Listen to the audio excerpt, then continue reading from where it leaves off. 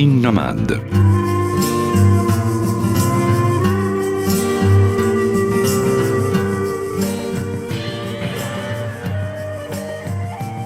Bonjour, bienvenue à l'émission Parking Nomade. Ici Marie Desjardins pour le volet Biograffiti, consacré à la biographie sous toutes ses formes et peut-être même dans tous ses états, et au travail du biographe. Mon invité aujourd'hui, Éric Trudel. Bonjour Éric Trudel, merci d'être avec nous aujourd'hui. Je vous ai convoqué parce que vous avez écrit 2 livres jusqu'à maintenant, là, assez spéciaux sur l'histoire des Beatles. Alors parmi une centaine de biographies, autant d'essais, autant de monographies, vous proposez de toute évidence quelque chose de tout à fait original, à savoir un roman. Alors comment vous êtes arrivé à ça? Eh bien, c'était par fascination envers ce groupe extraordinaire. Bon, j'ai longtemps été un fan des Beatles et c'est devenu une obsession après que j'ai vu le spectacle Love du Cirque du Soleil à Las Vegas pour mon 35e anniversaire. Et je suis revenu à Montréal et je ne pouvais écouter que les Beatles et ça a duré pendant 2 ou 3 ans et je me suis dit, il faut que je me sorte de ça, ça n'a pas de bon sens.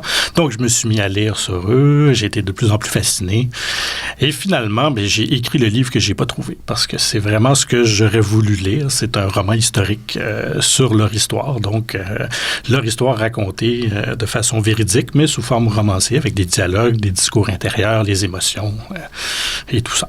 Et comment vous expliquez que, pourtant, ça fait 50 ans, là, on célèbre le 50e anniversaire de leur passage à l'émission Ed Sullivan. Alors, votre livre arrive tout à fait à point dans l'actualité de ce passé-là, du moins. Comment vous expliquez que, avec tous les auteurs qui se sont intéressés aux Beatles, vous, du Québec, avez l'idée, une espèce d'idée qui pourrait être un film ou une série ou... Je pense que ça va demeurer un mystère parce que j'ai été le premier surpris. C'est vraiment en faisant des recherches sur tout ce qui avait été publié sur les Beatles parce que, bon, j'étais intéressé à consommer à peu près tout ce qui s'était fait et je me suis dit, à un moment donné, spécifiquement mis à chercher un roman historique. J'ai trouvé des romans de fiction qui mettaient en vedette les Beatles. J'ai trouvé des romans qui parlaient de si les Beatles ne s'étaient pas séparés, qu'auraient été les années 70, et des trucs comme ça. Mais vraiment, un roman historique qui racontait leur histoire, ça n'existait pas. Et franchement, j'ai été le premier surpris. Et je me suis dit, je vais y aller, je vais le faire moi-même à ce moment-là. Alors, avant de vous y mettre, vous nous avez précisé que vous avez lu énormément de choses, mais ça a pris combien de temps? Est-ce qu'on doit prendre des notes? Est-ce qu'on doit faire des... J'ai fait, disons, 3 bonnes années de recherche, de lecture, et écouter la musique, écouter évidemment tout ce qui est disponible sur Internet, les vidéos. Il y a une source presque intarissable d'informations sur les Beatles. Et ça a été ça aussi un peu mon défi. Il n'y a pas une biographie qui est entièrement complète.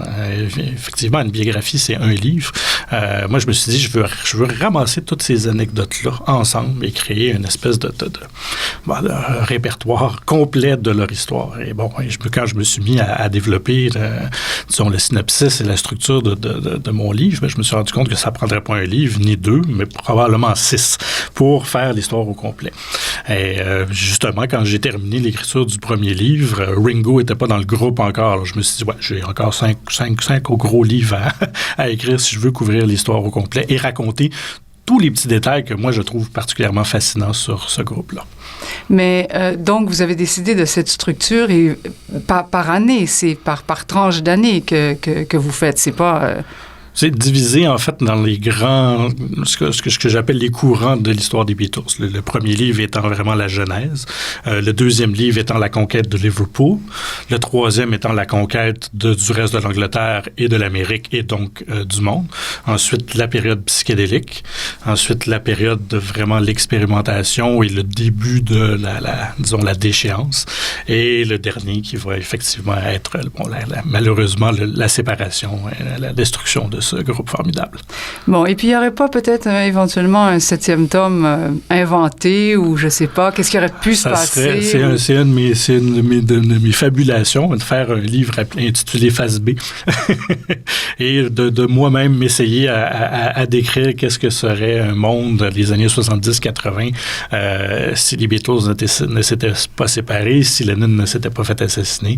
Je ne sais pas, j'ai une espèce de fabulation début des années 90 où il y a une espèce de gros spectacle où on a les Rolling Stones et les Beatles en tête d'affiche. Ça serait absolument extraordinaire et un orgasme pour n'importe quel amateur de rock.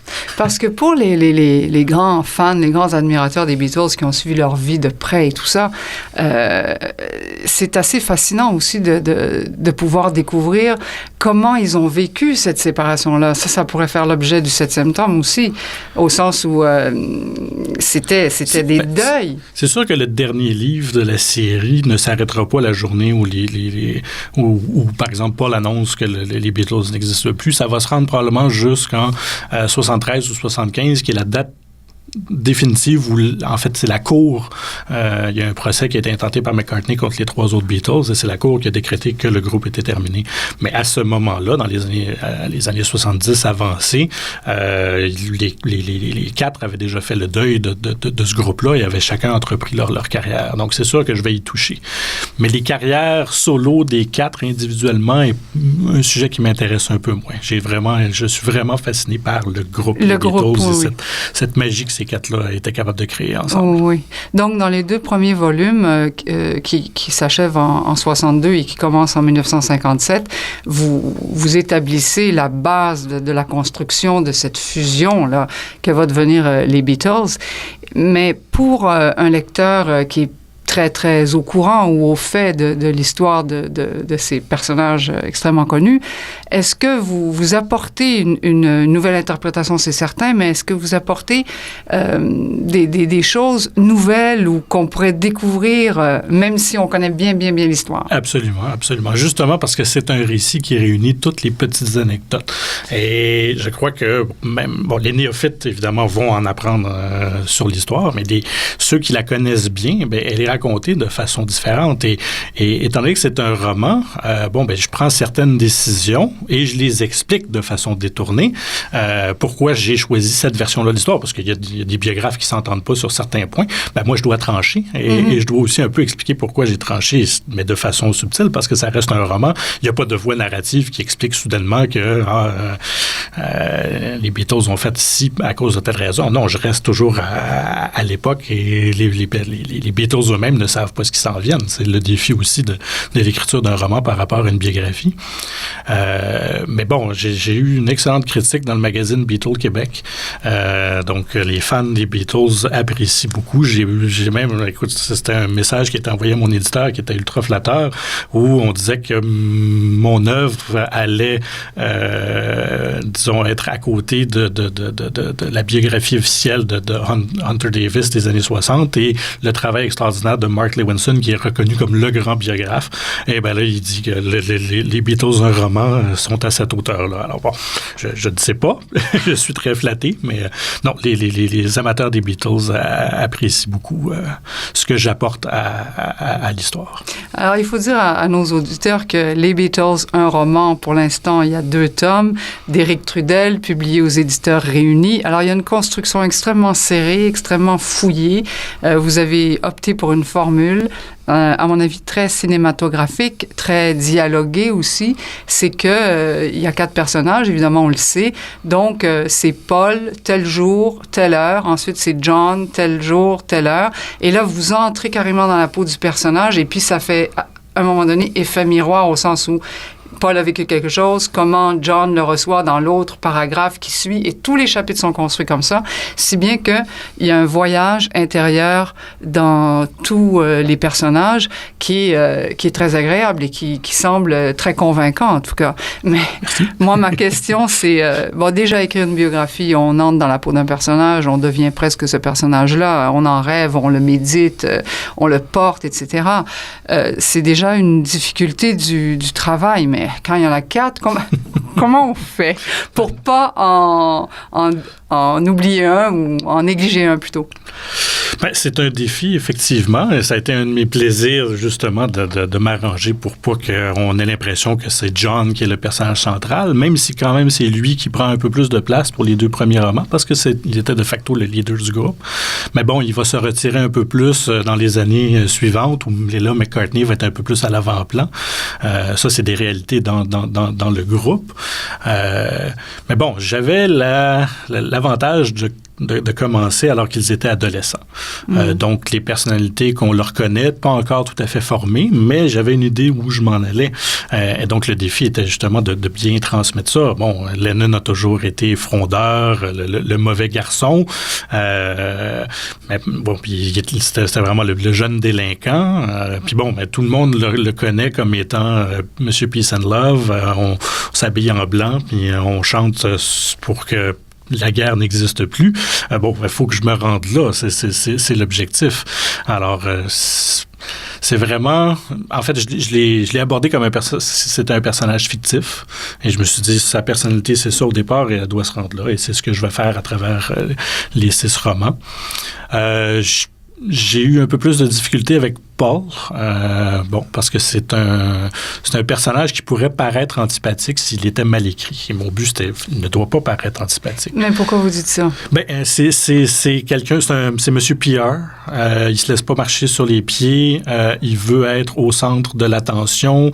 Il est à la fois jaloux de John et il l'admire énormément. Il veut faire sa place. C'est quelqu'un de très fonceur, en fait. Et ce genre de personnalité-là pourrait mal paraître je pense que je l'ai quand même bien rendu, parce que c'est un personnage très sympathique dans le privé. Et l'avantage d'écrire justement un roman, c'est qu'on peut être à l'intérieur de sa tête. Donc, ses actions, qui peuvent paraître dures, peuvent être justement mitigées par un discours intérieur qui explique les raisons de ses actes. Alors, justement, je pense que l'idée d'écrire un roman pouvait beaucoup plus facilement, décrire les personnages qu'une biographie peut le faire, je crois. Et remettre les choses, les pendules à l'heure, en fait. Oui, puis c'est surtout aussi ce que les gens doivent savoir, c'est que dans mon roman, j'ai très peu pris de liberté créatrice. Ma création, c'est vraiment des dialogues, parce qu'évidemment, personne ne se rappelle qu'est-ce que John et Paul se sont dit la première fois qu'ils se sont rencontrés. Moi, c'est ce que j'ai essayé d'imaginer. Donc, effectivement, il y a beaucoup de dialogues, mais il n'y a pas de personnages créés. Tous les personnages qui apparaissent dans les romans sont des personnages réels qui ont existé et qui ont commenté, soit en entrevue ou soit dans une biographie, leurs aventures avec les Beatles. Et je prends pas de raccourci non plus en disant, je vais prendre 2 personnages, les réunir en un, et je parlerai pas de tel... Non, j'ai essayé vraiment d'être le plus véridique possible par rapport à la réalité. J'oserais même dire que c'est probablement mieux documenté que certaines biographies qui ont déjà sorti sur le sujet. Oui, sûrement, parce que vous êtes obligé d'aller au fond des choses et puis d'accorder la même importance à chaque personnage, ne serait-ce que en ce qui concerne le nombre de mots. Je veux dire, d'une façon mathématique, il faut que chacun ait sa place. Mais vous mettez bien en place les rapports psychologiques. On sent que John, effectivement, c'est le créateur de tout ça, c'est l'âme de tout ça. Après ça, Paul arrive et puis un peu il déploie cette personnalité-là. Et George, c'est le petit, on sent qu'il y a une affection un peu parce qu'il est plus jeune que les autres et puis on le tire un peu, puis il veut, mais bon, il n'a jamais l'âge, il est toujours un petit peu en arrière. Et puis Ringo, qui est une forme de bouteille qu'on a rescapée à la dernière minute d'une certaine façon. Hein? C'est des personnalités très distinctes. C'est ça qui est agréable aussi. S'ils étaient les 4 pareils, ça serait un peu ennuyant. Mais non, ils ont vraiment... Bon, vous l'avez dit, John est l'âme des Beatles. Je dirais que Paul est le cœur, George est le côté mystique, et Ringo, c'est la colle qui fait que tout fonctionne. Véritablement. Il y a beaucoup de gens qui disent « Ah, Ringo est probablement l'être le plus chanceux de l'histoire de s'être retrouvé avec ces 3 génies-là. » Je suis d'accord que Ringo n'est pas le meilleur batteur au monde, mais c'était le batteur parfait pour les Beatles. S'il n'avait pas... Jamais un perfectionniste comme McCartney aurait accepté un mauvais batteur dans ce groupe-là. Et Ringo, c'était le bon gars. Le gars avec qui tout le monde s'entendait. Et la preuve, c'est que dans les années suivant la séparation du groupe, c'est le seul qui continuait à faire de la musique avec les 3 autres. Justement parce que tout le monde s'est toujours bien entendu avec Ringo. C'était vraiment le ciment qui les a maintenus ensemble pendant les dures années, les éprouvantes années de nombre de tournées, d'albums et la popularité de fou, Ringo était l'espèce d'encre qui les gardait ensemble. Et vous dites George était mystique déjà tout jeune, là, à 15 ans, quand il commence? Dans les deux premiers romans, j'y touche très peu parce que c'est vraiment une découverte qu'il va faire, en fait, quand les Beatles vont tourner le film A Hard Day's Night. Il y a une scène avec des musiciens indiens qui jouent la sitar et George va avoir le coup de foudre pour cet instrument-là. Et le fait de s'y intéresser, il va commencer à s'intéresser à toute la spiritualité hindoue, les Hare Krishna, et il va développer à partir de ce moment-là son côté mystique et religieux. Et John, lui, plus intellectuel, est-ce que John aurait pu être un romancier, par exemple, ou un écrivain? Il a publié deux livres je dirais, c'est presque de la poésie. En fait, c'est des textes très lyriques où il modifie le sens des mots. C'est très agréable à lire et c'est vraiment... ça fait preuve d'une imagination absolument extraordinaire. Est-ce qu'il y aurait eu le souffle ou... Est-ce qu'il aurait écrit quelque chose comme des romans où je pense pas qu'il y aurait eu, étant donné que c'est un travail qui se fait seul et qu'il faut, pardonnez-moi l'expression, mais se botter le cul solidement pour écrire, je pense pas qu'il y aurait eu le courage de le faire seul. Je pense que ça a marché avec les Beatles parce qu'il y avait Paul pour toujours le pousser puis lui dire compose, viens composer avec moi, aide-moi, et c'est ce qu'il a gardé. Mais je pense que John était un être foncièrement paresseux. Oui, c'est ça qui est assez surprenant. Vous le décrivez bien avec sa première copine et tout ça.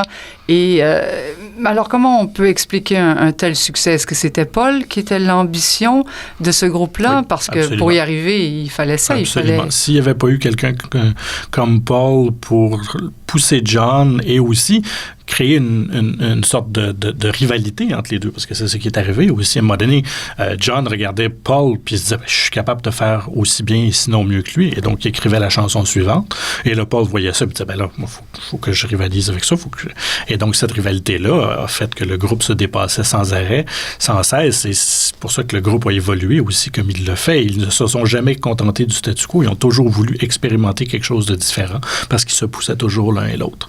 Alors oui, je pense que seul John Lennon a fait par la suite d'excellents albums sans jamais atteindre le niveau qu'il avait atteint avec les Beatles. Donc, je trouve que c'est la même chose pour McCartney ou même George Harrison. Ils avaient besoin les uns des autres pour arriver à ce niveau extraordinaire. Mm-hmm. Et bien que vous ayez fait preuve dans ces livres-là, apparemment de beaucoup d'objectivité et tout ça, il reste qu'on se sent toujours un peu plus près d'un personnage ou plus près en ce qui concerne la personnalité ou même le cœur ou tout ça. Vous seriez qui si vous étiez un Beatles? Oh, ça, c'est une excellente question. Je vous répondrai que j'ai beaucoup de plaisir à écrire John parce que c'est un être plein de contradictions. C'est un artiste avec un grand A. J'ai plus de difficultés avec Paul parce que sa personnalité est, disons, complètement contraire à la mienne. Donc, je suis plus réservé, plus effacé. Lui, c'est un fonceur. Monsieur PR, faut que de me mettre dans sa peau est plus difficile. Le côté mystique d'Harrison, j'ai hâte d'y arriver. J'ai hâte de voir comment je vais être capable de rendre ça. C'est une de mes interrogations. Et j'ai beaucoup de plaisir avec Ringo parce que c'est toujours lui qui va avoir la blague pour détendre l'atmosphère et c'est le bon gars sympathique qui n'a pas beaucoup d'éducation mais qui en présence de trois génies comme ça s'amène à leur niveau quand même. Et, il va prendre de plus en plus de place. Dans les deux premiers livres, il est présent, mais quand même, c'est celui qui est le moins présent parce qu'il ne fait pas partie du groupe. Et ça arrive seulement à la fin du deuxième livre qui est vraiment membre à part entière du groupe. Donc, dans le troisième, j'ai hâte de m'amuser avec Ringo. Je pense que c'est lui que j'ai le plus de plaisir à écrire. Donc, je dirais pas que je m'identifie à lui nécessairement. Mais en fait, je les considère ces quatre personnes-là comme des idoles. Donc, c'est dur de me dire, ben oui, je suis plus comme John. Non, je ne serai jamais à ce niveau-là. Non. C'est des êtres trop extraordinaires pour m'y associer vraiment. Oui, puis c'est difficile quand on admire quelqu'un. Ces quatre personnages-là, vous les admirez, vous venez de dire que c'est des idoles.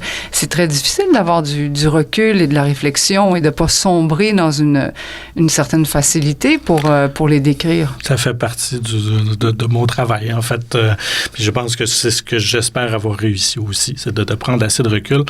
Mais c'est ça aussi, il faut Je sais, j'ai beau trouver que c'est des êtres extraordinaires, je vois leurs défauts. Je suis assez conscient pour dire, ils n'étaient pas parfaits.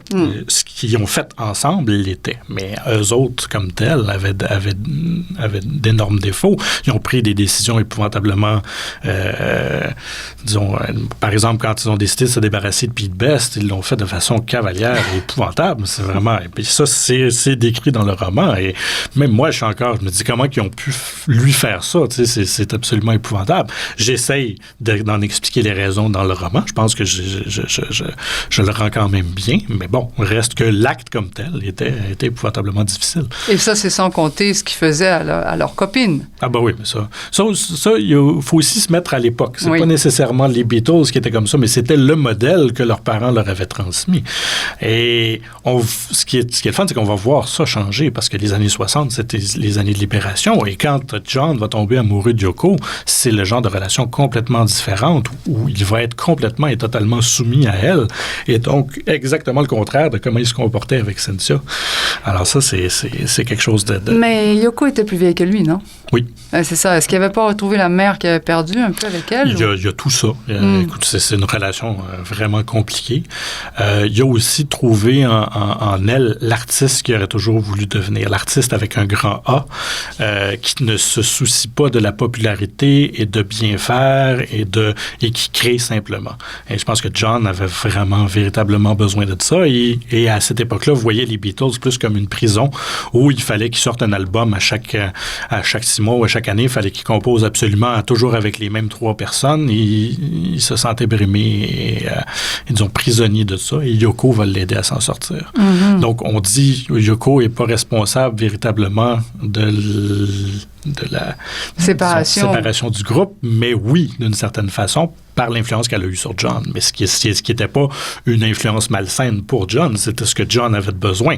C'était malsain pour les Beatles, mais ça, Yoko, elle n'avait pas à tenir ça en ligne de compte. Elle était amoureuse de John. Mm-hmm. Vous dites très justement qu'on doit se rappeler, se souvenir de l'époque, en fait. C'est que vos livres, vos romans, c'est des romans biographiques dans lesquels, franchement, on voit vivre les Beatles. On s'installe dans le lit le soir avec des oreillers, on s'en va vivre avec les Beatles pendant le temps qu'on va lire. Mais vous proposez également au roman biographique le roman historique, c'est-à-dire c'est la description d'une époque, c'est la description de tout un changement de société occidentale. Et dans ces 2 romans-là, pour l'instant du moins, on voyage. Vous nous amenez en Allemagne, vous nous amenez en France. Moi, ça m'a bien amusé le passage où ils sont à Paris. Et pourtant, ce sont des Anglais, des créateurs de mode. Et puis, ils vont être très impressionnés parce qu'ils voient les gens habillés avec des pattes d'œuf et tout. Je me suis dit, c'est surtout parce qu'à cette époque-là, ils étaient de Liverpool. Mm-hmm. Liverpool était une ville portuaire ouvrière. Alors, c'est sûr, ils n'avaient pas mis les pieds à Londres. Donc, ils n'étaient pas conscients que la mode de Londres était reconnue internationalement. Donc, ils se retrouvent évidemment à Paris. C'était le choc complet. Hambourg, en Allemagne, ça a été la même chose. Mais évidemment, quand ils vont se déplacer vers Londres pour justement y enregistrer plus souvent à Abbey Road, ils vont tous déménager dans la capitale. Ben là, effectivement, ils vont vraiment participer au pouls de cette époque-là. Ils vont même en être les instigateurs d'énormes changements, tant dans la façon de voir la musique ou un artiste pop, et aussi dans toutes les modes vestimentaires. Et c'est ce qui est fascinant dans leur histoire. Ils étaient à l'avant-garde et ils ont créé une véritable révolution dans tous les sens du terme. Alors donc, on a presque plus de temps, mais je veux juste vous poser une question. C'est que, alors, quand ils commencent à être connus à Londres, c'est en quelle année? À Londres, c'est en 1963 qu'ils vont vraiment faire la conquête de l'Angleterre. Ils vont commencer à faire une tournée, par exemple, avec Roy Orbison, où ils sont même pas les têtes d'affiche. Et après 3-4 spectacles, Roy Orbison lui-même va dire ça n'a aucun bon sens, c'est eux les têtes d'affiche, c'est plus moi. Les gens viennent au spectacle pour voir les Beatles, c'est pas moi. Et là, les Beatles sont devenus têtes d'affiche. Et un an plus tard, ils sont aux États-Unis, et puis c'est le début de Et là, c'est la folie furieuse. Le Ed Sullivan Show les a catapultés, disons, les a fait connaître mondialement en un coup. Alors, écoutez, Éric Trudel, je rappelle votre travail colossal parce que c'en est un, même si vous avez fait seulement les 2 premiers buildings de tout l'édifice qui nous attend, nous, lecteurs des Beatles. Les Beatles, un roman publié aux Éditeurs Réunis. On vous souhaite beaucoup d'inspiration, mais je pense que ça manquera pas, non? Non, ça va pas mal. Le 3e est en chantier. Espère une sortie pour la fin 2015. Et j'ai hâte de me rendre au dernier livre. Je trouve que c'est un projet qui est vraiment motivant et j'y pense sans arrêt. Écoutez, Éric, je vous remercie beaucoup et puis je vous souhaite le succès à l'antenne Marie Desjardins pour l'émission Parking Nomade, à la technique Guy Lafrance. À bientôt!